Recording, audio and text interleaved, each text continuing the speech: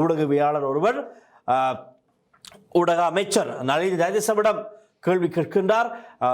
சுரேஷ் சலேவை கொள்வதற்கு, அவருடைய உணவில் விஷம் வைத்துக் கொள்வதற்கு ஒரு திட்டம் போடப்பட்டிருப்பதாக சில தகவல்கள் வெளியாகி இருக்கின்றது. இது சம்பந்தமாக உங்களுக்கு தெரியுமா என்று கேட்டபோது நளின் ஜெயதிச கூறுகிறார், இந்த விஷயம் சம்பந்தமாக எனக்கு இப்பொழுது நீங்கள் சொல்லித்தான் தெரியும். நாங்கள் இது சம்பந்தமாக ஆராய்ந்து பார்க்கின்றோம். சில வேளை இப்பொழுது நிறைய பேர் பதற்றத்தில் இருக்கின்றார்கள். இதுவும் அதன் விளைவாக இருக்குமா அல்லது இது வேண்டுமென்றே விசாரணைகளை குழப்புவதற்காக திணிக்கப்படுகின்ற ஒரு விஷயமா என்பது குறித்து இனித்தான் நாங்கள் பார்ப்போம். நிச்சயமாக அது சம்பந்தமாக ஆராய்ந்து பார்க்கின்றோம் என்ற வகையிலே அமைச்சர் நளின் ஜெயதிச பதில் வழங்கியிருந்தார். ரைட், அந்த செய்தியையும் இந்த இணையதளத்தில் பதிவான செய்தியையும் வைத்துக்கொண்டு நாங்கள் இன்றைய நியூஸ் இன்சைட் தமிழில் நாங்கள் இந்த தகவல்களை வழங்குகின்றோம்.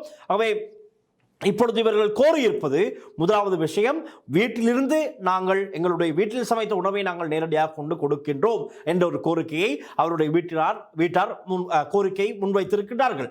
அதை அடுத்து பிடிஏவின் கீழ், ரைட், பயங்கரவாத தடுப்பு சட்டத்தின் கீழ் இலங்கையின் முன்னாள் புலனாய்வு பிரிவு பிரதானி இவ்வாறு கைது செய்யப்பட்டு 90 நாட்கள் தடுத்து வைக்கப்பட்டிருப்பது சட்டவிரோதமானது.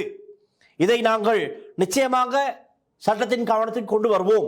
இதை இப்படி செய்ய முடியாது என்ற வகையிலே துவான் சுரேஷ் சலேவின் சட்டத்தரணிகள் அந்த குடும்பத்தாரோடு அவர்களுடைய குடும்பத்தாரின் கோரிக்கைகளுக்கு அமைய வேண்டுகோளுக்கு இணங்க சட்டத்தரணிகள் சில பல அறிக்கைகளை சரி செய்து நீதிமன்றத்தில் சமர்ப்பித்ததாகவும் இந்த செய்தியில் பதிவாகி இருக்கின்றது. அதே போல சுரேஷ் சலேவின் குடும்பத்தினருக்கு, அதே போல சட்டத்தரணிகளுக்கும் ஒரு சில சந்தேகங்கள் எழுந்திருக்கின்றதாம்.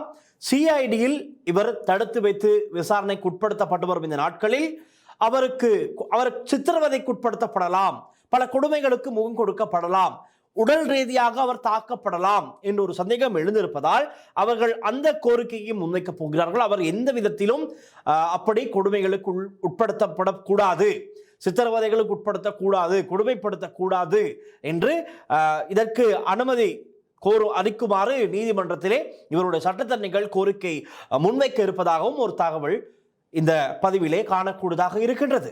இந்த கோரிக்கைகள் மாத்திரமல்ல, இன்னும் மேலும் ஒரு சில கோரிக்கைகள் முன்வைக்கப்பட்டிருக்கின்றது.